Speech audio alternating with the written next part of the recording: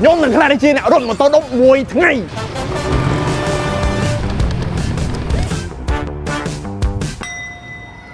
ចង់ជិះម៉ូតូដប់ជោគជ័យអត់ចង់តាណាស្រាជ័យទៅវិញឡើងមកតា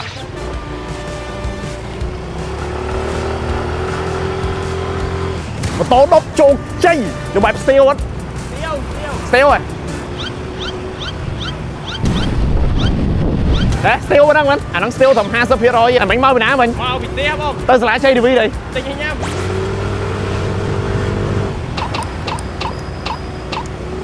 ជោគជ័យឯងជោគជ័យដល់ទីតាំងហើយសុំយើងចុះប្រហែលបងដល់ពី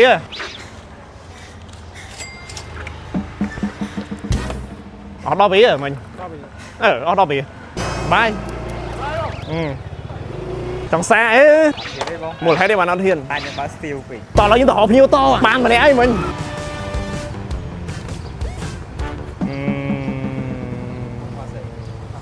ចង់សាម៉ូតូដប់ជោគជ័យអត់ពាក់មួកសិនសុវត្ថិភាពជាចម្បងតាណាក៏បានដែរបាយមកពាក់ហើយបានភ្ញៀវ2នាក់ហើយតាណាក៏បានដែរអាហ្នឹងគេហៅម៉ូតូ Yamaha X-Ride 125cc តាណាក៏បានដែរបាទជុំអីបងតាណាក៏បានដែរទៅវិញអត់ទេអាហ្នឹងទៀតទេជិះ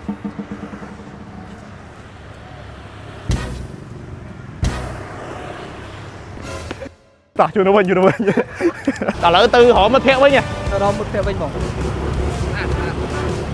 ជោគជ័យទៅបើដឹងជោគជ័យអីដោះមកដល់ហើយទូនទីបង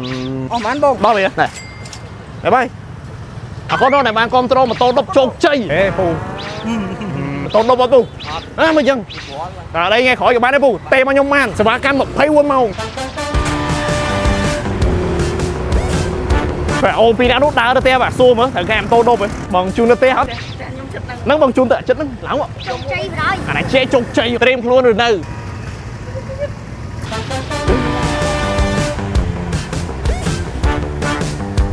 ប្រាំងបែបជោគជ័យជោគជ័យគេប្រើប្រាំងគេប្រើឈឺអស់ប៉ុន្មានបង$10អរគុណច្រើនបងអរគុណដែលបានគ្រប់គ្រងម៉ូតូដប់ជោគជ័យ